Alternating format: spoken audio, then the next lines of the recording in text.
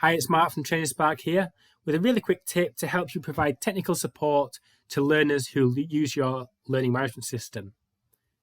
So if you have a learning management system like this one using LearnDash, you might find that people contact you from time to time because they can't access something, or something's not showing up for them, or the video doesn't work, or the video doesn't have sound, or something like that. And you can spend a lot of time trying to recreate issues because you might find that when you do it, it works fine. So to save all of that time trying to work out what's gone wrong and trying to recreate issues, what you should do first is find out a bit more about their system. Because everyone is accessing your site or your platform on different browsers, web browsers, different operating systems. They'll have different things turned on and off. And without knowing what their platform is, it can be very difficult to recreate any of the issues that they have, and you can waste a lot of time trying to do it. So what we would advise you to do is send them to a site called supportdetails.com. And we'll dive into a bit more about what this shows shortly. But once you send that person to this page, you can get a bit of an idea of what their system is and some of the key bits from it. And what they can then do from here is either send that to you. So if I wanted to send that to myself, I can put in my own email address here, and I can say who I want that to send to. And then once I click that, that will send an email to the person with all of the information on this screen. So you would tell the person to go to this and then send that to you using this, and you would have all that information.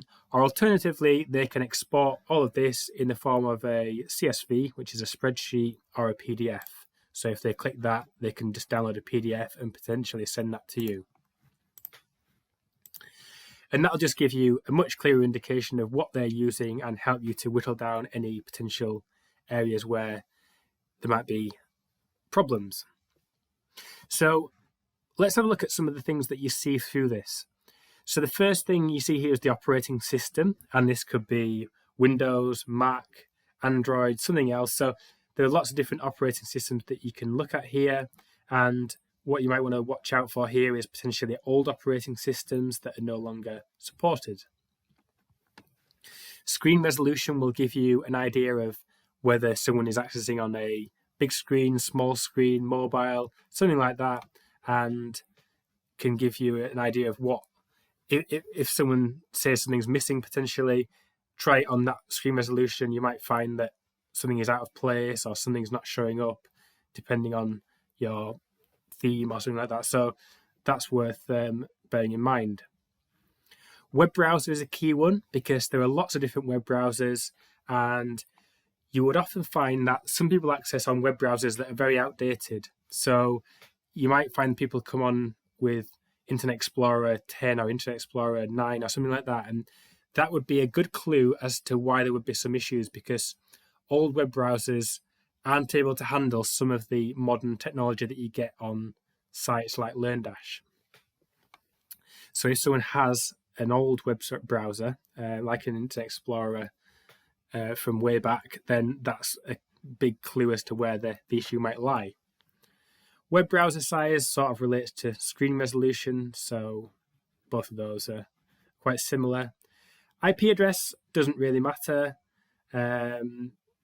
You might get some clues as to where they are in the world and if they're behind a network, but more often than not, that's not a key issue.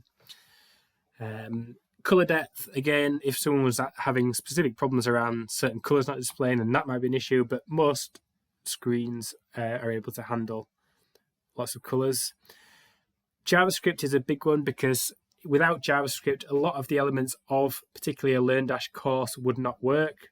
So things like quizzes and certain display of certain bits of content would rely on JavaScript. And if someone wasn't able to see some things and they had JavaScript disabled here, you would be able to point them in the direction and say you need to enable JavaScript or use a browser that has JavaScript enabled. more often than not, people have JavaScript enabled, but for some reason, certain people turn that off. Macromedia Flash version is a irrelevant one these days because Flash itself isn't used and is no longer supported, so that one you can usually ignore. Cookies sometimes relates to login issues and storing of data, so if someone can't log onto your site, for example, and you find out through this site that their cookies were disabled, then that is most probably the reason why. So cookies are usually required for things like logins, shopping carts, and things like that, where something needs to be stored and then accessed again at a later point. So we hope you find this useful, and it's certainly a big time saver for us when we're helping other people. And if you like this video, please give it a like. And if you'd like to see more tips like this, please subscribe to the Training Spark YouTube channel.